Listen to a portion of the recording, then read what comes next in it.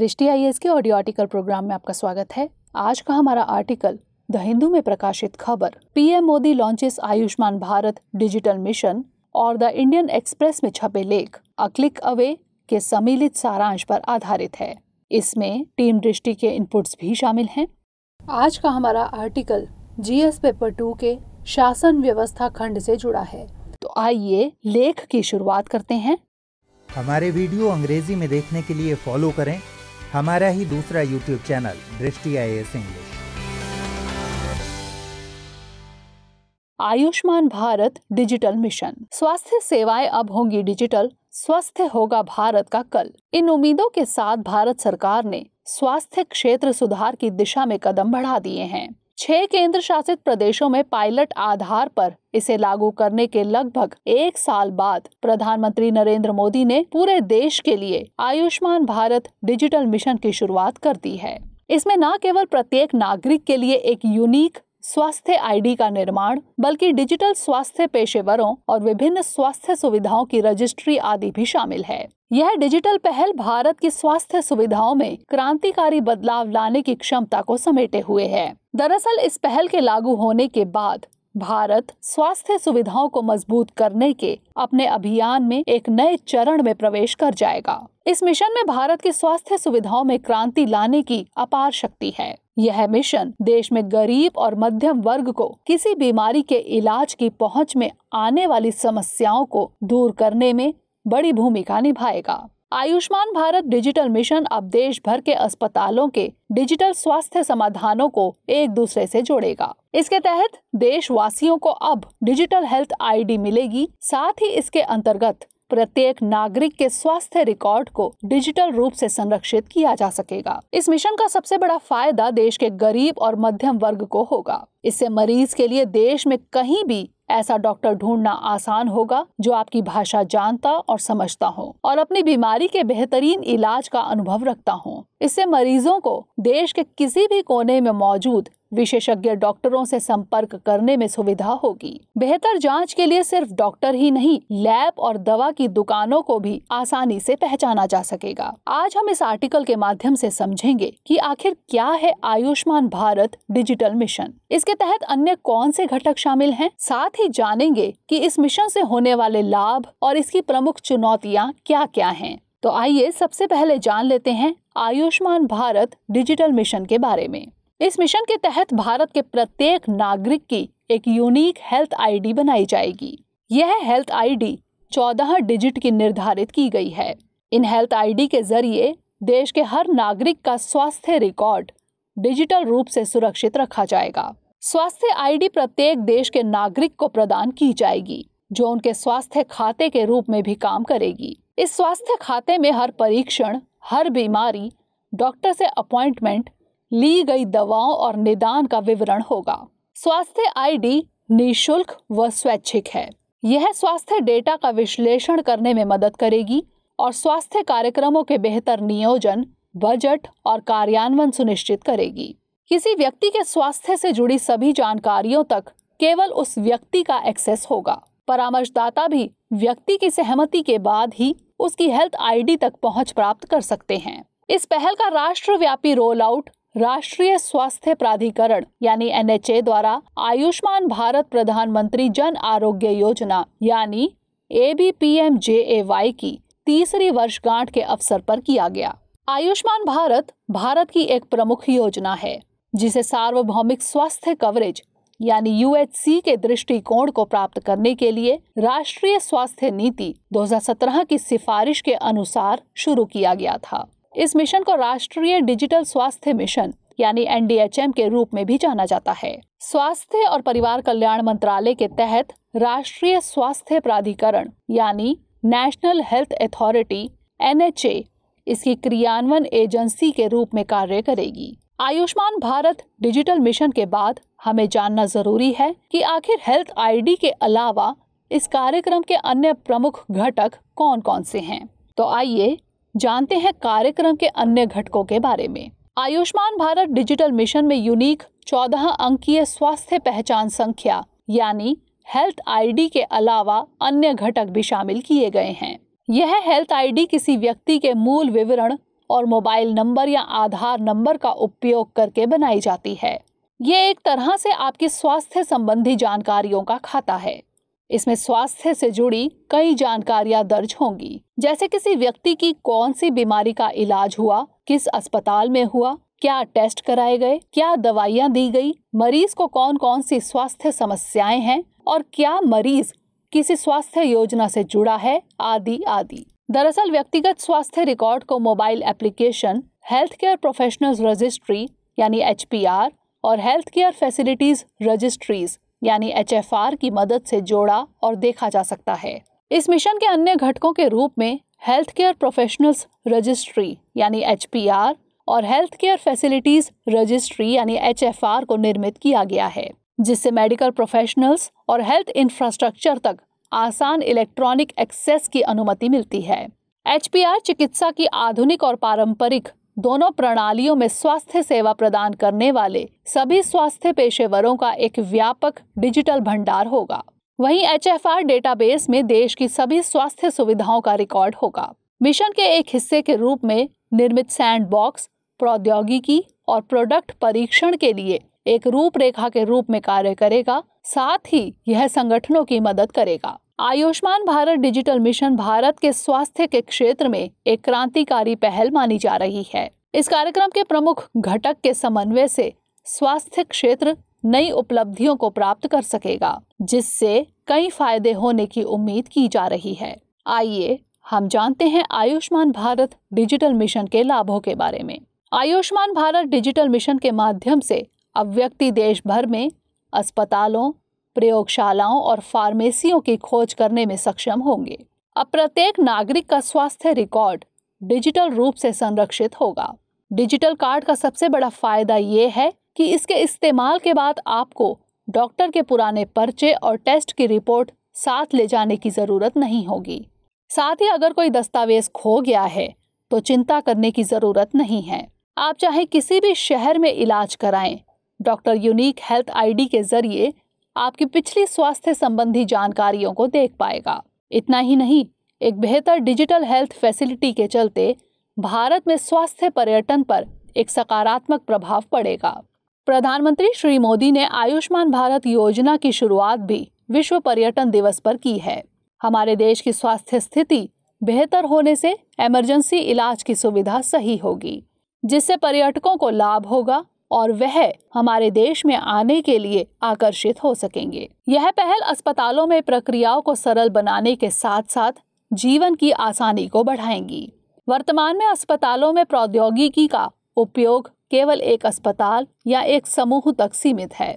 इस कदम से उपचार और स्वास्थ्य नीति निर्माण से संबंधित संपूर्ण पारिस्थितिकी तंत्र इस आधुनिक मंच के साथ और अधिक प्रभावी होने जा रहा है। इसका एक लाभ यह भी है कि डॉक्टर और अस्पताल टेलीमेडिसिन सेवा प्रदान करने के लिए इस प्लेटफॉर्म का उपयोग कर सकेंगे। डिजिटल हेल्थ ID के जरिए मरीज खुद और डॉक्टर जरूरत पड़ने पर पुराने रिकॉर्ड भी चेक कर सकते हैं। इससे किसी रिपोर्ट के खो जाने पर मरीज की बीमारियों की हिस्ट्री का पता चल जाएगा। अगर पुराने टेस्ट की रिपोर्ट नहीं है तो डॉक्टर को फिर से सारे टेस्ट नहीं करवाने होंगे। इससे समय और पैसे की बचत होगी। डॉक्टरों और अस्पतालों तथा स्वास्थ्य सेवा प्रदाताओं के लिए व्यवसाय करने में आसानी होगी। वे किसी मरीज की हिस्ट्री देखकर उसे सही सलाह और दवाई प्रदान कर सकते हैं। हम कह सकते हैं कि भुगतान प्रणाली में आए क्रांतिकारी बदलाव में यूनिफाइड पेमेंट्स इंटरफेस यानी UPI द्वारा निभाई गई भूमिका के समान ही इसे डिजिटल स्वास्थ्य पारिस्थितिकी तंत्र में बदलाव का संकेतक माना जा सकता है। प्रभावी और विश्वसनीय डेटा के साथ यह उपचार में सुधार करेगा और रोगियों को बचाने में सहायक होगा। इतना ही नहीं, इसमें डॉक्टर, नर्स, पैरामेडिक्स जैसे कर्मचारियों का भी रजिस्ट्रेशन होगा। देश के अस्पताल, क्लिनिक, लैब, दवा की दुकानें, इन सभी का रजिस्ट्रेशन किया जाएगा, जिससे सभी क्षेत्रों में पारदर्शिता सुनिश्चित की जा सकेगी। यानी कहा जा सकता है यह डिजिटल मिशन स्वास्थ्य से जुड़े हर हिस्सेदार को एक साथ एक मंच पर लाएगा। यह पहल उपचार रिकॉर्ड तक पहुंचने के लिए एक सहज ऑनलाइन प्लेटफॉर्म तैयार करेगी और तेज और प्रभावी उपचार को सक्षम करेगी। अभी तक यही देखा गया है कि कोई डॉक्टर के पास जाता है तभी हम सुनते हैं कि फला डॉक्टर अच्छा है, लेकिन इस पहल की सहायता से डॉक्टरों की जानकारी सभी तक पहुंच सकेगी। साथ ही यह पहल उन डॉक्टरों के बारे में बताएगी जो किसी खास बीमारी के जानकार हैं, किससे संपर्क करना है, निकटतम कौन है, जहां आप जल्द से जल्द पहुंच सकते हैं। इस मिशन का सबसे बड़ा फायदा देश के गरीब और मध्यम वर्ग को होगा। मरीज के लिए देश में कहीं भी ऐसा डॉक्टर ढूंढना आसान होगा जो आपकी भाषा जानता और समझता हो और किसी बीमारी के बेहतरीन इलाज का अनुभव रखता हो। इससे मरीजों को देश के किसी भी कोने में मौजूद विशेषज्ञ डॉक्टरों से संपर्क करने में सुविधा होगी। बेहतर जांच के लिए सिर्फ डॉक्टर ही नहीं, लैब और दवा की दुकानों को भी आसानी से पहचाना जा सकेगा। लेकिन इस मिशन की राह में कई चुनौतियां भी हैं।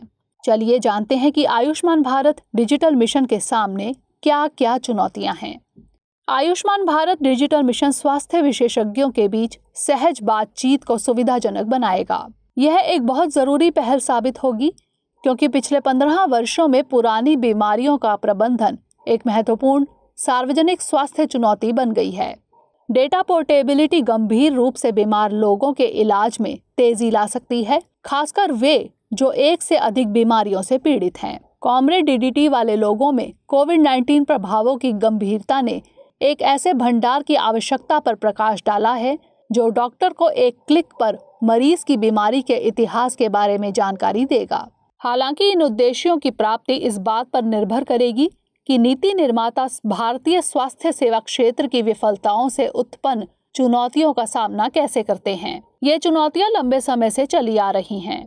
इसके लिए हर नागरिक को डिजिटल डेटा के उपयोग के लिए नैतिक मुद्दों के प्रति जागरूक होने की भी आवश्यकता होगी। इस मिशन की एक सबसे बड़ी चुनौती डेटा प्राइवेसी है। सरकार इस स्वास्थ्य रिकॉर्ड को बनवा तो रही है, लेकिन कब कैसे इसका दुरुपयोग हो जाए, आश्चर्य की बात नहीं होगी। आधार मामले की तरह ही यह भी एक सेंसिटिव मुद्दा है। दरअसल हम कितना भी कहें कि इसमें प्रत्येक नागरिक के लिए गोपनीयता सुरक्षित की जाएगी, पर इंफॉर्मेशन टेक्नोलॉजी के इस बदलते परिवेश में कुछ भी दावे से नहीं कहा जा सकता है। ब्रिटेन की राष्ट्रीय स्वास्थ्य सेवा देश भर में डॉक्टरों के लिए मरीजों के रिकॉर्ड को सुलभ बनाने के लिए एक डिजिटल प्रणाली को लागू करने वाली पहली थी, लेकिन यह कार्यक्रम डॉक्टरों का विश्वास हासिल नहीं कर पाया था और डेटा गोपनीयता से संबंधित मुद्दों को पर्याप्त रूप से संरक्षित करने में विफल रहा। 2011 में निरस्त इस परियोजना को आईटी इतिहास में सबसे महंगी विफलताओं में से एक माना जाता है। अमेरिका और ऑस्ट्रेलिया में एक रोगी और चिकित्सक केंद्रित ई हेल्थ केयर इकोसिस्टम का निर्माण आज भी प्रगति पर है। अस्पताल के रिकॉर्ड में क्या लिखा जाना चाहिए और क्या नहीं, इस पर अमेरिकी चिकित्सा प्रणाली में नियमित बहस देखी जा रही है। डिजिटल हेल्थ इकोस्फीयर के चलते भारत में अप्रत्याशित समस्याएं पैदा हो सकती हैं। देश की विविधता और डॉक्टरों की पुरानी कमी को देखते हुए विशेष रूप से सार्वजनिक स्वास्थ्य केंद्रों में यह समस्या सामने आ सकती है। देश में बड़ी संख्या में लोगों के लिए चिकित्सा देखभाल का मुख्य स्रोत सार्वजनिक स्वास्थ्य केंद्र ही हैं। ऐसे में पर्याप्त डिजिटल इंफ्रास्ट्रक्चर का अभाव इसका एक कारण बन सकता है। इसके अलावा खराब इंटरनेट स्पीड ग्रामीण स्वास्थ्य सेवा प्रदाता के लिए डेटा प्रविष्टि को एक कठिन टास्क बना सकती है। आयुष्मान भारत डिजिटल मिशन मरीजों को उन रिकॉर्ड को चुनने का विकल्प देता है जिन्हें वे साझा करना चाहते हैं। हालांकि स्वास्थ्य सेवा प्रदाताओं यानी डॉक्टरों, अस्पतालों और बीमा कंपनियों के बीच संबंधों और डेटा संरक्षण कानून की अनुपस्थिति को देखते हुए रोगी की गोपनीयता के उल्लंघन से इनकार नहीं किया जा सकता है। इस हेल्थ कार्ड में सारा डाटा डिजिटली होगा। इसे सर्वर पर इकट्ठा किया जाएगा। सरकार का दावा है कि लोग एक निजी, सुरक्षित और भरोसेमंद माहौल में अपना डाटा डिजिटली संभाल कर रख पाएंगे। लेकिन साइबर सिक्योरिटी के जानकार जहां इस कदम को सराहनीय मानते हैं, वहीं इससे जुड़े खतरे को लेकर भी आगाह करते हैं। आपके पास मौजूद किसी दस्तावेज की सुरक्षा आप खुद करते हैं, लेकिन कोई डाटा किसी सर्वर पर रखा गया है तो उसकी सुरक्षा के लिए आपकी निर्भरता सरकार पर हो जाती है। लोगों के जीवन को सुगम बनाने के लिए सरकार नए नए प्रयास करती है और सुरक्षा के दावे भी करती है, लेकिन हर बार साइबर सिक्योरिटी का मसला सवाल बनकर खड़ा हो जाता है। जैसे आधार कार्ड को लेकर भी डाटा के पूरी तरह सुरक्षित होने का दावा किया जाता है, लेकिन ऐसे मामले भी सामने आए हैं जब हैकर्स ने आधार कार्ड के डेटा में सेंध लगाई है, तो क्या डिजिटल हेल्थ कार्ड भी ऐसी किसी सेंध का शिकार हो सकता है? ऐसे में सवाल है कि आखिर आगे की राह क्या हो। पॉलीथीन बैग में अपने मेडिकल रिकॉर्ड ले जाने के बजाय अब भारतीय नागरिक डॉक्टरों से ब्लड रिपोर्ट और एक्सरे डायग्नोस्टिक्स साझा करने के लिए IT सक्षम उपकरणों का उपयोग करने में सक्षम होंगे, चाहे वे रिपोर्ट्स कहीं भी क्यों ना उत्पन्न हुई हों। प्रधानमंत्री नरेंद्र मोदी द्वारा शुरू किए गए आयुष्मान भारत डिजिटल मिशन के पीछे का उद्देश्य भी यही है। आयुष्मान भारत डिजिटल मिशन भारत के स्वास्थ्य का कायाकल्प कर देगा। ऐसे में इसका क्रियान्वयन सही दिशा में किए जाने की जरूरत सबसे अधिक महत्वपूर्ण है। हमने अक्सर देखा है कि कई योजनाएं केवल कागजी पुलिंदा बनकर रह गई हैं। उनका क्रियान्वयन सही ढंग से नहीं हो पा रहा है। इस मिशन के क्रियान्वयन की पहली बाधा डिजिटल इंफ्रास्ट्रक्चर की कमी है। ऐसे में जरूरी है कि भारत में डिजिटल इंफ्रास्ट्रक्चर तक सबकी पहुंच सुनिश्चित की जाए। साथ ही डिजिटल साक्षरता को बढ़ावा दिया जाए। सरकार को चाहिए कि आयुष्मान भारत डिजिटल मिशन से संबंधित जो भी सुरक्षा चिंताएं हैं, उनका विशेष ध्यान दिया जाना चाहिए। साइबर सुरक्षा बदलते विश्व की मांग है। ऐसे में डेटा का संरक्षण बहुत जरूरी है। डिजिटल साक्षरता के बढ़ने से ही प्राइवेसी की सुरक्षा का कुछ समाधान हो सकता है, क्योंकि लोग उससे अपने डेटा के प्रति जागरूक होंगे और अधिक प्राइवेसी लगाने पर ध्यान देंगे। इसके अलावा सरकार को चाहिए कि वह इस बात का ध्यान रखें कोई भी फार्मास्यूटिकल कंपनी या अन्य प्राइवेट हॉस्पिटल्स इसका दुरुपयोग ना कर सकें, क्योंकि लोगों की बीमारी हिस्ट्री जानकर उस डाटा का दुरुपयोग किया जा सकता है। साइबर सुरक्षा इस पहल में सबसे प्रमुख मुद्दा बना हुआ है। सरकार को पर्सनल डेटा प्रोटेक्शन से रिलेटेड बिल में इससे जुड़े प्रावधानों पर विशेष ध्यान देने की जरूरत है। ब्रिटेन, अमेरिका जैसे देशों से सीख लेकर हमें इस मिशन के सामने आने वाली सभी चुनौतियों का सामना करने के लिए पहले ही तैयार होना चाहिए। साथ ही इसके क्रियान्वयन पर ध्यान देना चाहिए। आइए अब नोट कर लेते हैं आज का सवाल। आयुष्मान भारत डिजिटल मिशन क्या है? बताइए कि यह मिशन कैसे भारत के स्वास्थ्य क्षेत्र में एक बड़ा सुधार है। इसके क्रियान्वयन में मौजूद चुनौतियों और उनके समाधान पर प्रकाश डालिए।